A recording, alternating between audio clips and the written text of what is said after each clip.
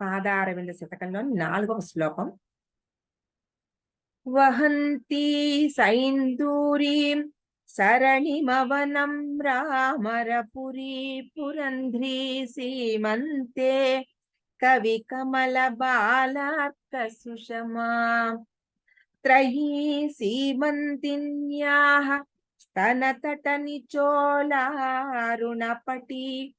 విభాంతి కామాక్ష్యాః పదనళిన కాంతిర్విజయతే. ఇది కూడా ఆ అమ్మవారి పాదముల యొక్క, ఇందులో కూడా పెద్ద పెద్ద పదాలు ఉన్నాయి. ఎక్కడి నుంచి మొదలు పెట్టుకోవాలి? కామాక్ష్యాః పదనళిన కాంతిర్విజయతే. అర్థమవుతోంది కదా మీకు? పదనళిన కాంతి అంటే పాద పద్మముల యొక్క కాంతి. విజయతే విజయోస్తు, విజయముగా సర్వోత్కృష్టముగా వర్ధిల్లు కాక. ఆవిడ ఆ పాదకాంతి వర్ధిల్లుగాక.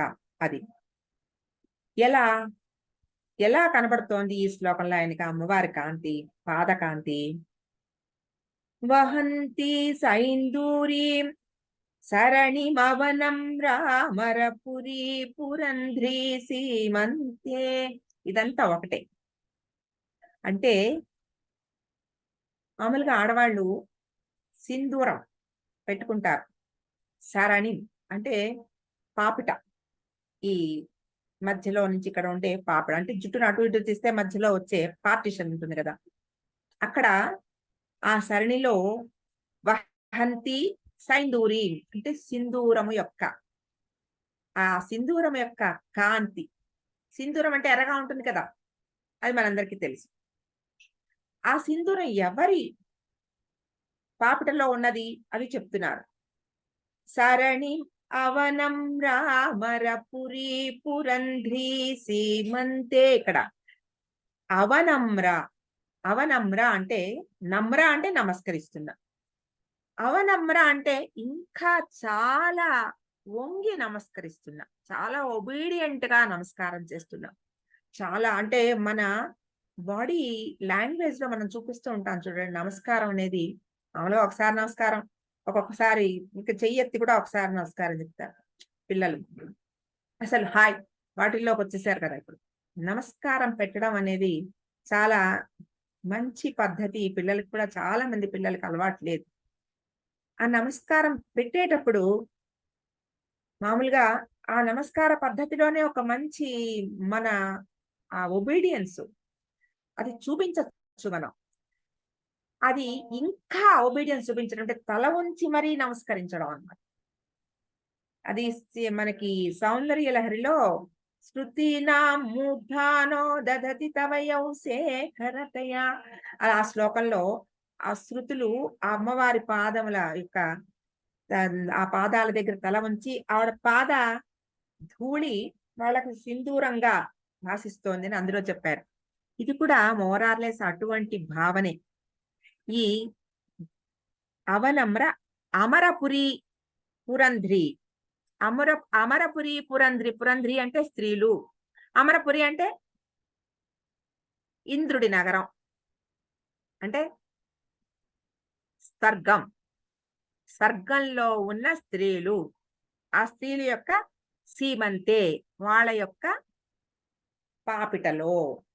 ఇప్పుడు చూడండి అంతా.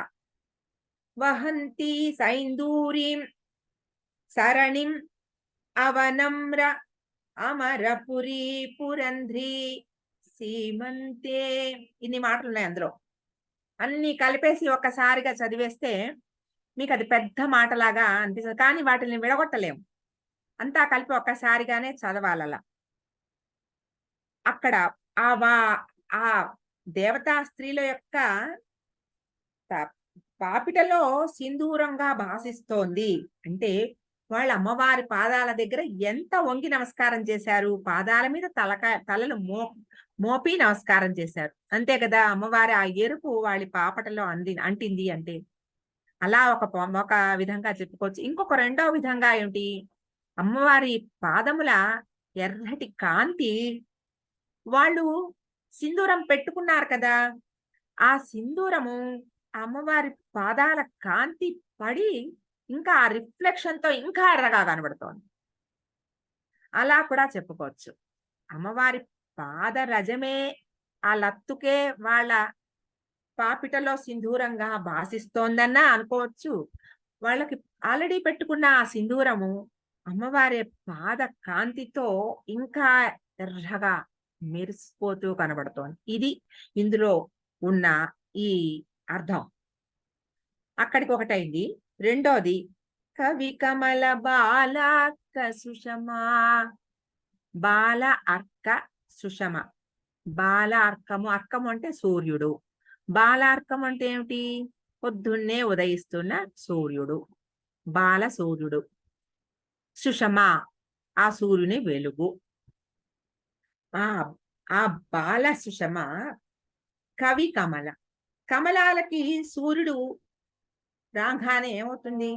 మొగ్గగా ఉన్న ఆ కమలం నెమ్మది నెమ్మదిగా ఒక్కొక్క వెలుగు, ఆ వెలుగు రేఖ వస్తున్న కొద్దీ కొంచెం కొంచెం కొంచెం కొంచెం ఒక్కొక్క రెక్క విచ్చుకుని సూర్యుడు పూర్తిగా వచ్చే వేళటికి పువ్వు పూర్తిగా విచ్చుకుంటుంది. అంటే కమలానికి సూర్యకాంతి ఎంత అవసరమో అటువంటి కాంతి కవి కమల బాలార్క సుషమ. కవి కమలం అంటే కవుల యొక్క మనసుకి, ఆ మనసు అనే కమలాలు ఈ అమ్మవారి పాదములు దర్శనం చేసుకుంటే వాళ్ళల్లో ఉన్న ప్రతిభ అంత రాణిస్తుందిట. కవులు అంటే ఒక కవిత్వం చెప్పేవాళ్లే కాదు, ఎవరైనా ఏ ఆర్టిస్ట్ అయినా, సంగీతజ్ఞులని, గాయకులు, గాయనీమణులు, కవులు, ఎవరికి ఏ విధమైన విద్య ఉందో వారందరికీ కూడా వాళ్ళ లోపల ఉన్న ప్రతిభ రాణించేందుకు అమ్మవారి పాద దర్శనము ఒక సూర్యకాంతి లాంటిది. ఆ లోపల ఉన్న కమలము అది విప్పాలి అంటే అమ్మవారి పాద దర్శనం కావాలి వాళ్ళకి మనసులో.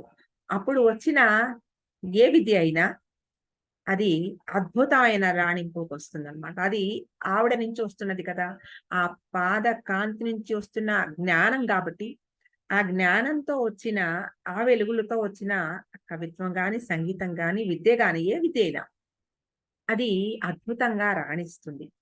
అది వాళ్ళ ప్రతిభ కాదు, అమ్మవారి ఇచ్చిన ప్రసాదం. కాబట్టి అద్భుతంగా అది రాణిస్తుందన్నమాట. ఇది రెండవ పాయింట్. మూడోది త్రయీ సీమంతిన్యాహ. ఇక్కడ కూడా మళ్ళా సీమంతి వచ్చింది. త్రయీ సీమంతిన్యాహ. త్రయీ అంటే వేదములు.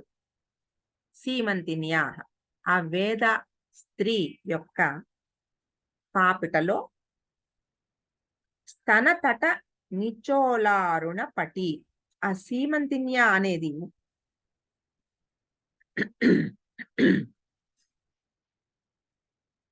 సీమంతము అనే ఇక్కడ ఈ పాపట అనే బదులు వేదములకు శీర్షములైన వాటి పైన ఉన్న అని చెప్పుకోవాలి. ఇక్కడ ఈ సీమంతినియ అనే మాటకి ఆ పైన సీమంతి ఏమో పాపట. అంటే పాపట అనేది ఏమిటి? తలలో పై భాగంలో శీర్షంలో ఉంటుంది. ఇక్కడ త్రయీ సీమంతిన్య అంటే వేదముల పైన శీర్షాల్లో, అంటే వేదాంతములు. వేద అంతములు అంటే వేదాల యొక్క చివరలు. చివరలు ఏమిటి? వేదాంతములు అంటే ఉపనిషత్తులు. ఈ ఉపనిషత్తులు గనక ఒక స్త్రీమూర్తిగా ఉంటే, ఉపనిషత్తులు త్రయీ సీమంతిన్యాహ అనే మాటకు అర్థం ఏమిటంటే వేదముల యొక్క పూర్తి ఆ అంటే జ్ఞానం అంతా కూడా ఉపనిషత్తుల్లో ఉంది. అందరూ తెలుసుకోగలిగిన జ్ఞానం అంతా ఉపనిషత్తుల్లో ఇమిడి ఉంది.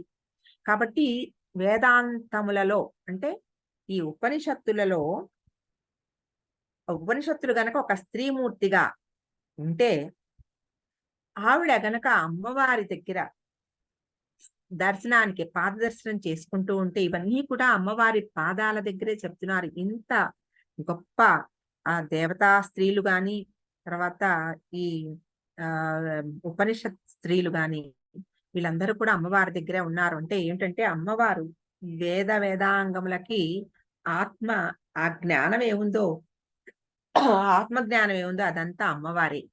అని చెప్తారు. కాబట్టి దానిలో పూర్తిగా ఇమిడి ఉన్న శక్తి అంతా అమ్మవారే కాబట్టి వీళ్ళందరికీ కూడా ఆవిడే దైవం. ఆవిడ పాదాల దగ్గరే వాళ్ళందరూ ఉన్నారు. ఆ పాద దర్శనం చేసుకోవడానికి ఆ ఉపనిషత్ స్త్రీ కూడా అక్కడ ఉంటే, అక్కడ తన తట నిచోలారుణపటి ఆవిడ పాదాల నుంచి వస్తున్న కాంతి ఆవిడకి ఎక్కడుందిట? ఇందాక దేవతా స్త్రీలకు ఎక్కడుందని చెప్పాము? వాళ్ళు పాదాల దగ్గర తల పెట్టారు కాబట్టి తల మీద పాపిటిలో సింధూరంగా ఉంది అన్నాం. ఈవిడ పాదాల దగ్గర ఆవిడ స్తన తట ఆవిడే స్తనం దగ్గరకి ఆవిడ పాదాలు ఉన్నాయి. అక్కడ స్తన తట నిచోలా అరుణపటి అంటే ఆ స్తనాన్ని కప్పే ఒక అరుణవర్ణంలో ఉన్న ఒక ఆ సం- పైన ఆచ్ఛాదనంలాగా ఆ ఎరుపు రంగు,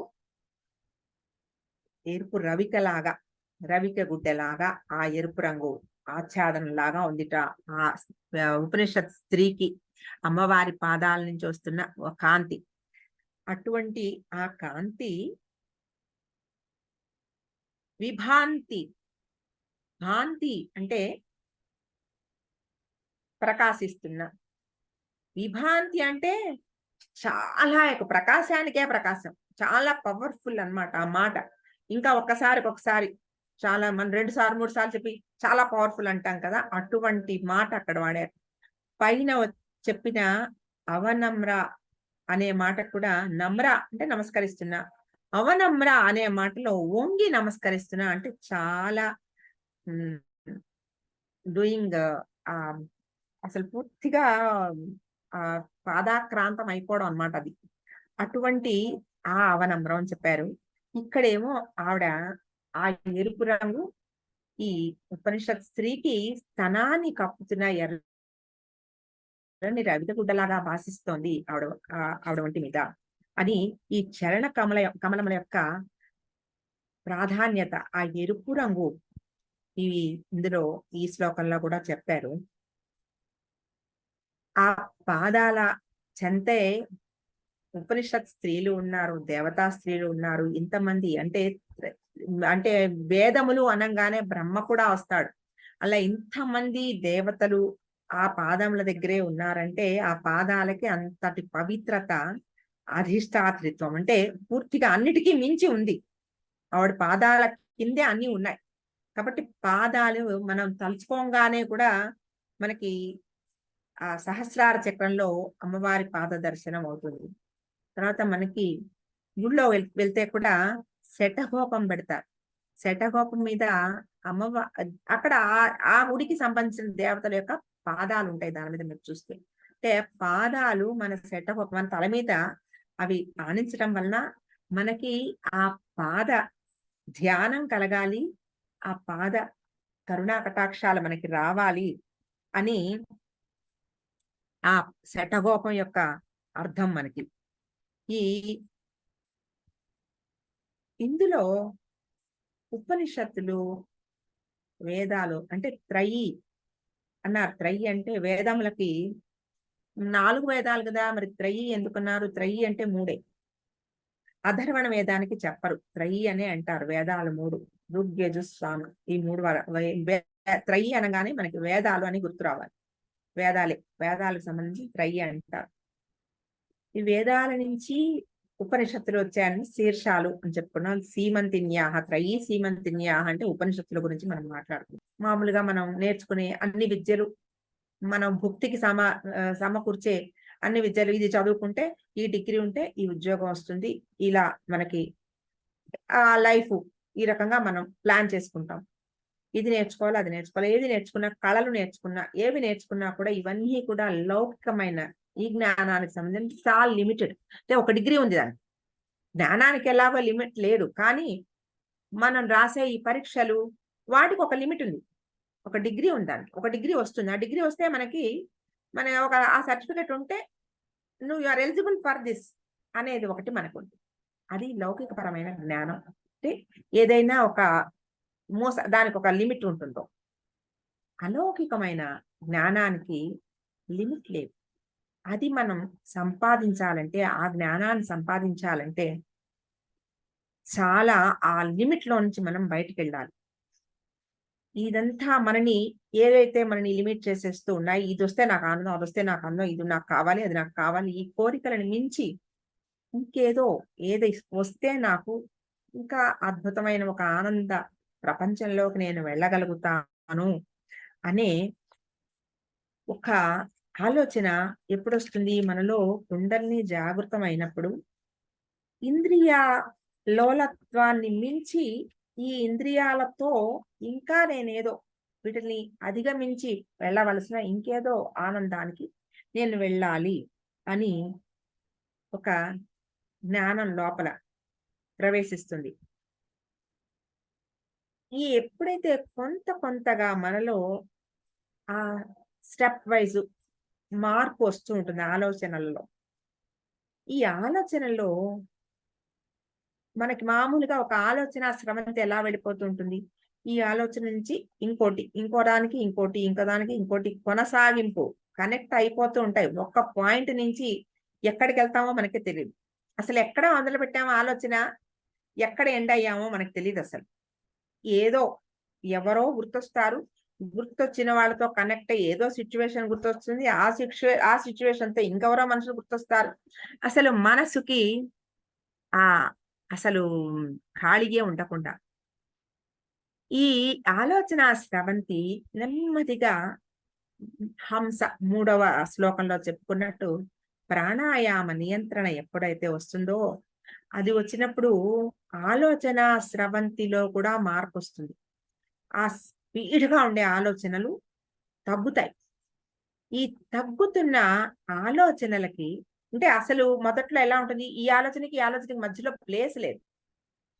కానీ కొంత ప్రయత్నం చేసినప్పుడు ఒక్క ఆలోచనకి మధ్యలో ఒక విరామ సమయం వస్తూ ఉంటుంది.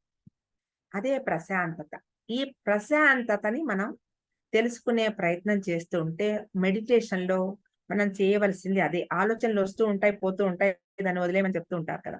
ఈ ఆలోచనలు వెళ్తూ, వెళ్తూ, వెళ్తూ నెమ్మదిగా ఒక స్టాండ్ స్టిల్ కండిషన్‌కొస్తుంది. ఇది ఒక ఆలోచనకి మధ్యలో ఆ ప్లేస్ ఉంది.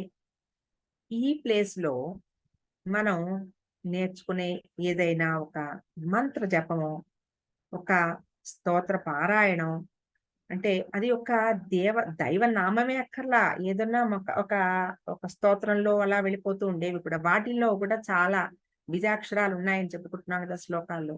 ఇవి చదువుతూ, చదువుతూ ఉండడం వలన ఆ లోపల ఒక ఎనర్జీ ఎక్స్‌ప్లోర్ అవుతుంది.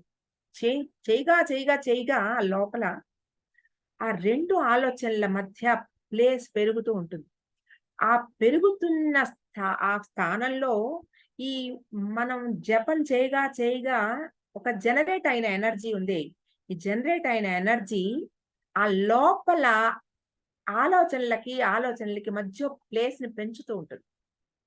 మనం ఎందుకు ఈ పారాయణ చేస్తున్నాం? ఎందుకు ఈ శ్లోకాలు ఇన్ని సార్లు చదువుతున్నాం? దీనివల్ల ఏమిటి ఉపయోగం? ఏమన్నా అర్థం ఉందా? ప్రతిసారి 16 సార్లు ఏదో ఒకటి చెప్పారు మనం చేస్తున్నాం. అంటే ఇందులో అర్థం ఇదే. చేయగా మనకి భావం తెలుసో తెలియదో, కానీ శబ్దానికి ఒక తరంగం ఉంది కదా! ఆ శబ్ద తరంగం లోపల చేసే పని చేస్తూ ఉంటుంది. ఆ ప్రక్రియ లోపల ఏం జరుగుతుంది? మనం మందు వేసుకుంటే లోపల ఏం చేస్తుందో మనకేం తెలుసు? తెలీదు కదా! అటువంటిదే ఇది ఒక క్యాప్సూల్. ఈ క్యాప్సూల్ లోపలికి వెళ్ళి మన లోపల ఉన్న అజ్ఞానం, జాడ్యం, తమస్కాండ ప్రౌఢి అనుకున్నామే. ఈ తమస్కాండ ప్రౌఢిని నెమ్మదిగా కట్ చేస్తూ జ్ఞానం వైపుకి మనని మళ్ళిస్తూ ఆ జ్ఞానాన్ని లౌకికమైన జ్ఞానం నుంచి అలౌకికమైన జ్ఞానము, ఆనందం వైపుకి మనని మళ్ళిస్తుంది. ఇదే ఇక్కడ త్రయీ సీమంతిన్యాహ అనే మాటని ఎందుకు ఉపయోగించారంటే, ఆ ఉపనిషత్తుల గురించి కూడా మనకి చెప్తున్నారు. ఉపనిషత్తుల్లో ఉన్నది ఏమిటి? ఆ జ్ఞానం అదంతా ఒక నట్‌షెల్. ఉపనిషత్తులంటే వేదాలకి పూర్తిగా సంబంధించిన జ్ఞానం అంతా ఉపనిషత్తుల్లో ఉంది. కాబట్టి అప్పుడు ఇప్పుడు మనం ఆ ఉపనిషత్తులన్నీ నేర్చుకోవాలా మేడం అంటే, ఉపనిషత్తులు నేర్చుకోకపోయినా అమ్మవారి పాద ధ్యాన ఆ ధ్యానం చేస్తున్నప్పుడు వచ్చే ఆ కాంతి ఉందే, మనని ఎక్కడికి తీసుకెళ్లాలో, ఏ జ్ఞానం మనకి ప్రసాదించాలో, ఆ జ్ఞానాన్ని మనకి ప్రసాదించి, ఆ ఏది మనకి ఇవ్వాలో, మనలో 4 రకాల ఒక బుద్ధి అనే మాటకి నాలెడ్జ్, ఒక జ్ఞానం 4 రకాలుగా ఉంటుందిట. ఇన్‌స్టింక్ట్ అంటే సహజ ప్రేరణ. రెండోది ఇంటెలిజెన్స్, బుద్ధి, తెలివి, బుద్ధి సూక్ష్మత ఇది. మూడోదేమో ఇంటలెక్ట్, అండర్‌స్టాండింగ్ కెపాసిటీ, గ్రహణ శక్తి. అంటే ఏది మనం వింటున్నామో, వింటున్న దాన్ని అర్థం చేసుకోగలిగిన శక్తి. ఇంట్యూషన్, అంతరంగికమైన జ్ఞానం అంటే లోపల ఇన్నర్ వాయిస్. ఇవి 4 కూడా ఈ పాద ధ్యానంతో మనలో నెమ్మది నెమ్మదిగా స్టెప్ వైస్ డెవలప్ అవుతాయట. ఇవి ఇవి ఏమిటివి మనకి సోర్సెస్ ఆఫ్ నాలెడ్జ్. మనలో మామూలుగా మనం ఏదో చాలా తెలియగలవాడం అనుకుంటూ ఉంటాం మనం. అబ్బా! నేను కాబట్టి అది చేశాను. నేను కాబట్టి ఇది చేశాను. అంటే అది మనకి లిమిటెడ్ లౌకికమైన ప్రపంచానికి సంబంధించి. అలౌకికంగా మనకి అర్థం కావాల్సిన విషయాలంటే కంటికి కనపడని ఎన్నిటినో మనం తెలుసుకోగలగాలి. మనకి మనకి చూస్తేనే నమ్మగలిగిన ఒక లాజికల్ మైండ్ ఉంటుంది. ఈ లాజికల్ మైండ్ ఎప్పుడైతే స్తబ్దత పొందుతుందో, ఆ లాజికల్ మైండ్ థింక్ చేయడం ఎప్పుడు మానేస్తుందో, అప్పుడు మనలో ఆ సూక్ష్మ గ్రాహక శక్తి పెరుగుతుంది. మన చుట్టూ ఈ గాలి ఎలా ఉందో, ఈ వాతావరణం ఎలా ఉందో, కంటికి కనపడకుండా ఎలా ఉందో, ఇందులో ఏ రకమైన ప్రణాళిక ఉందో, ఈ వ్యూహరచన ఏముందో, విశ్వానికి సంబంధించిన అమ్మవారు, అయ్యవారు ఏ రకమైన ప్రణాళికతో ఈ మొత్తం విశ్వాన్ని నడిపిస్తున్నారో, ఈ గ్రహాలన్నీ ఎలా నడుస్తున్నాయో, దేని యొక్క ఇన్‌ఫ్లూయెన్సు ఎలా మన మీద పనిచేస్తోందో, ఏ శక్తితో మనం నడుస్తున్నామో, ఇవన్నీ ఒక్కొక్కటి మనకి అవగాహన అవుతున్న కొద్దీ, అది ఎంత గొప్ప విషయము. మనం ఎంత ఒక స్పెక్ అంటే ఒక చిన్న రేణువులో ఎన్నో వంతో అవన్నీ మనం తలుచుకుంటే ఆ విశ్వవిరాట్ స్వరూపము ఎంత, ఆవిడ పాద ధ్యానం చేస్తే మనకి ఎంత అద్భుతమైన ఆ సాధనలోకి మనం వెళ్ళగలుగుతాము. అది ఈ శ్లోకంలో చెప్పారు. అందుకే విజయతే అని చెప్పారు. ఈ శ్లోకం మళ్ళా ఇంకొకసారి చెప్తాను, చదువుతాను. వహంతి సైందూరీం సరణిమవనం రామరపురీ పురంధ్రీ సీమంతే కవి కమల బాలార్క సుషమా త్రయీ సీమంతిన్యాః స్తనతట నిచోళారుణపటీ పిభాంతి కామాక్ష్యాః పదనళిన కాంతిర్విజయతే.